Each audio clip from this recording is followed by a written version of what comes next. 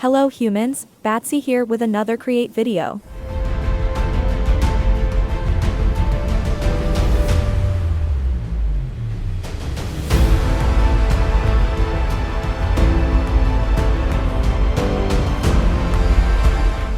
Today I decided to do the intro while I lay out the expansion of the automation factory. Which, to be fair, there isn't a lot of room left to use. But I have a solid idea of what I'm going to do with it. I'm trying to think how far up I want this to be. Maybe right before the belt should do. My thinking is, if I go to the right of that belt, it's going to be a bit too much to the front. There might not be any room to walk around the factory. Yes, I think this height should do. We can always remove that belt and place it somewhere else if we really have to. Yeah, I think this will do. It's right in the middle of the tower. Alright, I'm getting distracted and I haven't even explained what we're doing. The plan for today is to make the rest of the components I wanted to automate, those being the redstone pieces. I want to produce comparators, pulse extenders, toggle latches, and all those things. That actually was the reason why I started with this project. We're going to need a lot of them to make the brain for the big factory back in the desert. Also because I love automating things anyway. All of those components also have one thing in common, and that's that all of them are crafted via mechanical crafters. None of them can be made via mixer with a shapeless recipe, or anything of that, so I thought I would group them all together in the same block. So with that plan in mind, let's get going, shall we? The idea I have is to use the bottom half to craft all the redstone components I mentioned, then use the top half for a multi-step bolt crafter. It's quite close to the water tank and everything, but I think there is enough room to walk, and this section should be big enough for everything I need. Yeah, definitely, it should fit everything. I decided to start by laying out where I want the main chests to be, as well as organizing what components will go to each chest. Then I placed down all the belts, and started to lay down the mechanical crafters, with the specific shapes of each of the crafts we're going to have. It's not a problem if the crafters have more slots than we need, but there is no real need to have them either. Yeah, I think this is getting there. It might look a bit too tight, but there is definitely enough room to move the items around. Then I added funnels behind all of them. That's how we're going to place the items on the crafters, making use of mechanical arms. Then I placed them more or less on the spots I think they will fit best, and laid down a big vault that will be used as a buffer, and to distribute all the materials.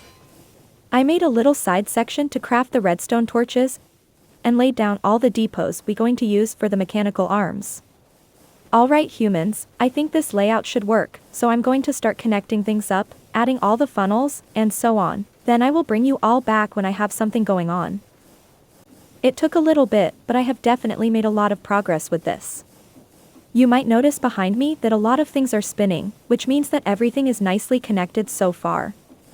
There is still missing a lot, but I wanted to show what I've done, and the idea I have to continue from here. First, I found the best spot to add some switches. This is where I want to control what items I want to be crafting at a given time. It should prevent any items from reaching those chutes, which should work perfectly. Under those belts, you can see how I connected all the depots I had and even added an extra row for good measure. It's a bit hard to show, but there are belts attached to the vault from all directions. All the items will come from this belt and get stored in the vault to later be sorted and fed to the crafters. The second input chest will feed this tiny setup to make all the redstone torches. It has its own lane to make sure we don't waste all the redstone on it. Some of the mechanical arms are in quite the tight spaces, but they should work perfectly fine to fill up the crafters. All they need is access to those funnels at the back. It looks quite packed, but I actually really like this design. I think it turned out really cool. It looks pretty wicked from the side too. So with all that done, I'm going to add all the redstone and circuitry to it, and see how it all turns out. It shouldn't be too hard to add all the filters too. Some more time later, now this is truly done, and look at all this redstone, I have added quite a lot to it. Since I had so much room to work with, and the setup was so much easier than the previous section I made on the last episode, I was also able to make the redstone a lot more intuitive and functional. Let me show you a bit how this is going to work. Before getting into the details of the redstone and testing it all out, I wanted to show that all the filters are now complete. Which, by the time of the original recording, some filters were still not fully implemented, or not set to certain amounts, yet. As for the redstone goes, here is where we're going to lock each section of it. But instead of using a lever like I was doing before, I have added a bit more redstone to make it more sophisticated. It all starts with those buttons on the ground. Underneath, there are redstone links that connects them to that setup over there. One button for each one of those lines, which then controls its own automation line. If we happen to press one of them, it will send a signal up here. This will flick the powered toggle latch. There is a redstone link underneath that controls all of those smart chutes, which is what is locking the system right now. But there is also a pulse extender in front of it that is reverting the signal. Because right now it's receiving a signal, then the extender is offline. Thus all those redstone links are also offline. That is why all of those lamps are offline right now. If we press this button now, the lamp immediately lights up. That signals that this line over here is unlocked. And because the signal is reversed, now the extender is powering up the lamp. Of course underneath we have the redstone link turned off, which is unlocking the chute. It's a pretty elegant setup, and it shows more clearly what is being produced. It's at least a lot more intuitive than this thing, which is showing what crafting section are we locking, which means what is not being crafted. It made sense in my head at the time, but it's clearly not a good setup. I like this a lot more, it looks better, it works better. And buttons actually look alright on the floor, instead of those messy levers I struggled to fit on the walls. I never get tired of pressing them all. And you can see that the setup is very reliable, those latches are nice to work with. But let me know in the comments if you prefer this setup too, and if I should replace the old setup to work like this instead, maybe even adding switches to all the crafts, instead of a few of them as I did originally. I think it shouldn't be too hard to implement, so let me know what you think. Now let's test it out a bit, see if what I've made is working properly, or if I've messed up something along the way. Also, there are a few interactions here and there that I'm really curious to know if they actually work because I've never done them before. You can see I have prepared a bunch of materials to test things out, so let's waste no time. First, I want to try the redstone torches, particularly that belt underneath. So if we throw some redstone on it. Perfect, it's taking it all. Then we add the sticks.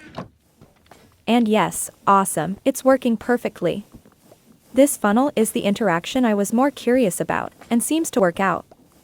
And it looks like it goes through the press just fine too. Now let's test out the ores then, since that's the other half of the interaction. Let's see. Okay, no ores are on the big vault, all the ores are in here, so far so good. And yes, it looks like the redstone torches are still able to go through every now and then, that's perfect then. This is exactly what I wanted it to do. Because I was confident the items would go through the backward funnel, but I wasn't fully sure it would work. While we wait for the press, let's check around for a bit. Okay, so the torches are being spread around, that's nice. There is also the brass on their depots, perfect. Still a bit more to go, dang, well let's check the other side. So the iron reached the hoppers too. And it looks like is locked, as it should, awesome. Everything looks alright so far. Okay, the press is done, let's go for the next test then. I'm going to craft a bunch of levers first. Which, I guess I will explain why not automating this. If we check the lever recipe, you can see it requires 2 items, and we're not even using cobble anywhere else. I could be using the sticks I have in here, but it felt a bit silly to add an entire section for a craft that doesn't require a crafting table. By the time we throw sticks and cobble, we could as well craft the levers. Anyway, let's test it out. Wait, I should probably set it to stacks of 1. Okay, yeah. And those should be 1 too. Alright, now we are ready to go. Okay, levers are nicely in place. And I just fixed this belt too, it didn't have the right filter. So if we unlock the first craft then. Awesome, yes, it's being produced.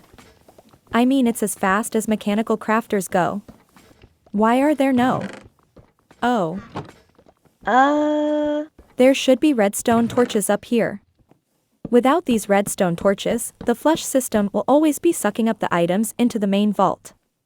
Yeah, all the links are here, oops. Anyway, that line clearly worked. Okay, so I just added everything else into the vault. Why is there no redstone dust on it? It's all down there, I forgot to set amounts for that too. It should be fine, all belts look filled up anyway. Okay, I had to fix something else too, but yes, now we're getting some components. We got a bunch of comparators. Cool, cool. Then let's try with repeaters too. Yes, awesome, we can see it working too. And the comparators are still going on because it needs to empty the belt we filled previously. Let's turn this off.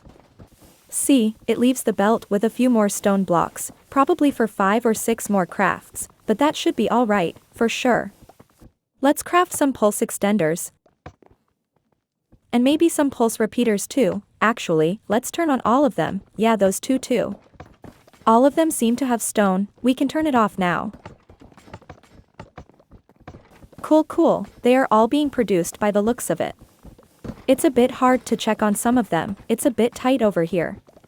They all look like they are being made though. Okay, so what did we get?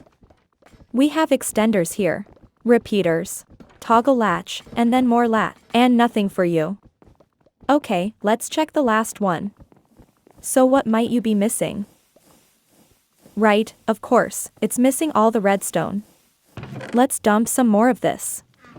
Okay, cool, now it should be working then.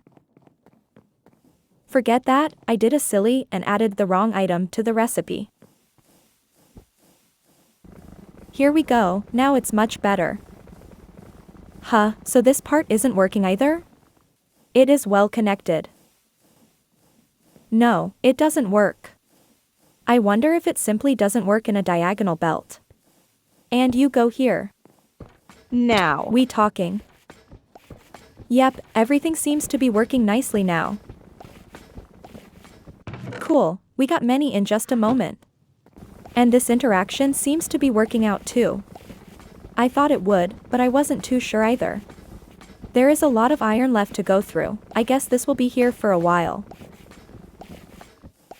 Ah, never mind, there is no more redstone anyway. It should be fine, we still got many of them. Alright, it all seems to be working, I like it, this is cool. Maybe we could flush them all. I so love this silly effect. Let's do it again. It's just so cool. Alright, they are all empty now. Let's take the redstone box. Then we press the button. And now we just wait. Okay, it should have filled the box. Let's give it a second to flip the vaults. There we go, I don't see the components in the list anymore. Awesome, it filled them all nicely. I'm going to leave those here instead, no need for that many. So there you have it humans, this section of the automation factory is complete, and I think we did a pretty good job at it. Learned a couple of interactions that I assumed would work, but now we corroborated for sure. Made a new toggle setup to choose what crafts we want to make, which I think is pretty cool. All in all, I think it was a great success, don't you think? It was a really nice episode. I can't wait to finish this area and finally start to tackle the brain of the factory, that's gonna be a really cool project to do. Let me know in the comments what would you prefer for the next episode. If finishing the automating area, basically adding the multi-step bolt crafter that we missing, and of course, building the rest of the walls and all. Or instead, go back to the factory in the desert and start building the brain. I think either of them is going to be a lot of fun, so let me know which one you would prefer. I hope the humans enjoyed this episode, and maybe learned something along the way. Don't forget to subscribe if you haven't already. Take care everyone, and I will see the humans next time.